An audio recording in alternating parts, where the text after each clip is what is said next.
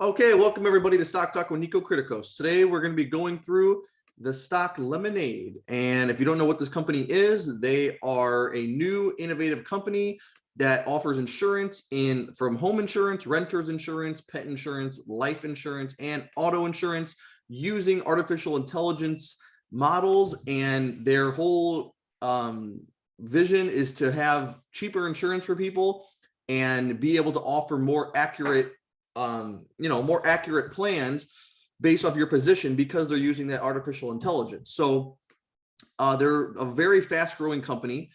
This past year, they grew revenue 100%. However, their net loss worsened. And so today we're going to just do a breakdown of the stock. Over the past year, it's down 80%. So it's definitely at a tough time, but today it's having a good day. It's up almost 7% today. And the market cap of this company is about $1.5 billion. So let's get into this. Their customer count over the past year is up 43% to now they have 1.4 million customers, and their average premium per customer is $266. How I said earlier, for the more data this company collects, the more accurate their predictions and their efficiency of the business will be because of that artificial intelligence that they're using. One danger that I've found with the stock is that stock-based compensation is increasing and it's still high. So keep in mind, this is a fast-growing company. They're going to be, they're probably not going to report a profit for at least a couple of years, and there's going to be lots of expenses to go during that time. So just keep that in mind. So if we get started with this, we have the first one gets a check. The stock's down 80%, so that gets a yes. Revenue has, if we look over the past couple of years, we can see right here, revenue has grown very fast. Let's see, I think we can pull it up. Yeah.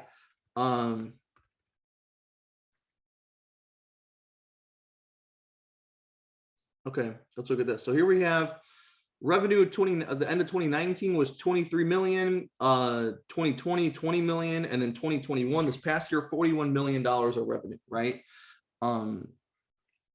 So that's going to get a check. However, if we look at their net loss, we can see it actually got a lot worse. It was in the negative 30 million in prior years, and then this past year they did negative 70 million. Once again, they're probably investing heavily into the business, probably hiring people, spending a lot on sales and marketing.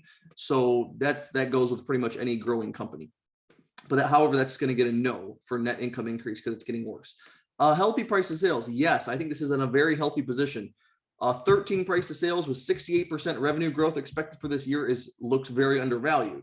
Unfortunately, they're a money losing company, so PE is going to get a no because it's negative.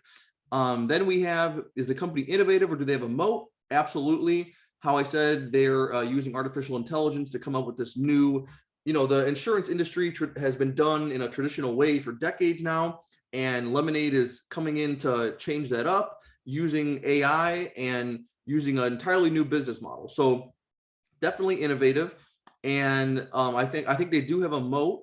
If we scroll down here, we can see. So another thing they offer is, our artificial intelligence bot crafts the perfect insurance and makes it fast and easy. 90 seconds to get insured, 3 minutes to get paid. Let's see. We also have, where does it say? Here's the different things they offer: renters, homeowners, car, life insurance, pet insurance, and it seems like they have a great reputation. Next up, is it a growing industry? Yes. People always need insurance, and it seems like they're growing so fast that they're taking market share. So that's a good thing. They're also expanding into as many types of insurance as they can. So that's also a positive thing. Now here's where we're getting to the negatives. Return on capital, margins, and cash flow are all bad. Once again, this is a money losing company. If we want to double check the cash flow statement, because sometimes you can say, sometimes even if they're losing money, it can still be healthy if they're, investing right and things are improving. So, but that's not really the case. Operating cash flow has gotten worse.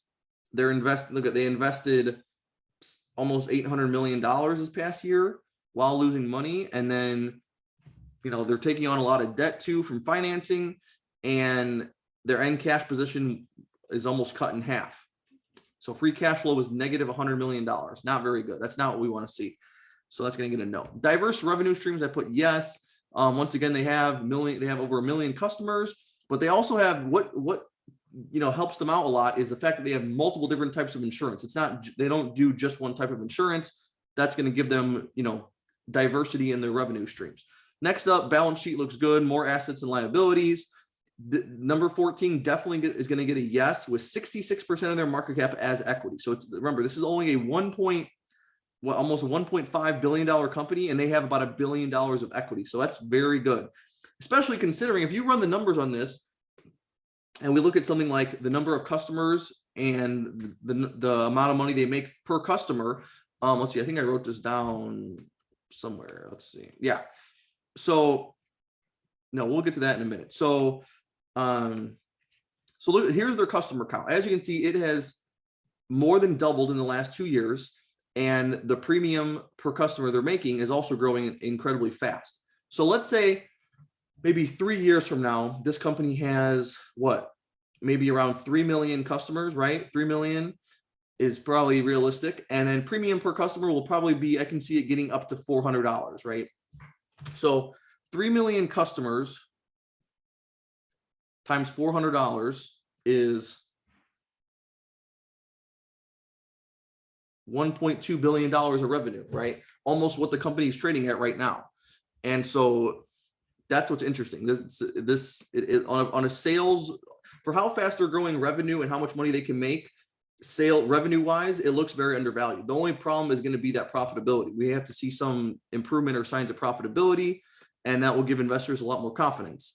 Equity has been increasing. Here's another problem. There's no dividend, but there's not a good share buyback program. They're issuing more shares, probably because they're hiring more people, and the share count was up 14%. And that's part of the reason we've seen the stock fall 80% this year, is because of the share dilution. Insiders, I put yes, they are interested because they own 1/3 of the company. That's good. That's very respectable. And finally, we have, how's the management, how's the leaders, and how is the team? I put yes. The founders, multiple founders are executives. That's a good sign. And so I'm going to give that a yes. So overall, we have a 12 out of 18 score, right? So technically, it's not considered a buy. I would like to see, and that's why I think the opportunity for this company is huge, though. I think if this company is doing 1.5 billion in revenue, let's say 3 or 4 years from now, then this could be a company that trades at probably 10 times where it is today. This could be a $15 billion company for 4 years from now, let's say. So that's where the opportunity is very interesting and attractive, but they just are.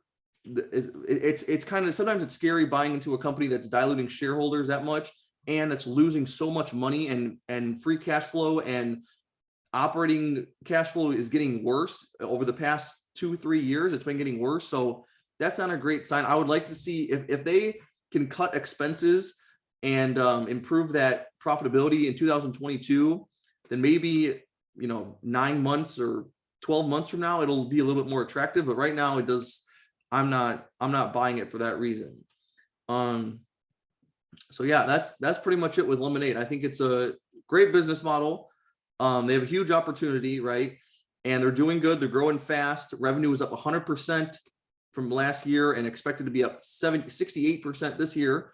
So they're definitely growing fast, but they have to, and they have a good, they got innovation and a good competitive edge for the company going with the AI and stuff, but they got to show some signs of improvement with the cash flow, with the profitability. But that is all for today. Thank you for watching. And if you haven't already subscribed, just keep in mind that when I hit 1,000 subscribers, I will be giving out several prizes to random subscribers. So just keep that in mind.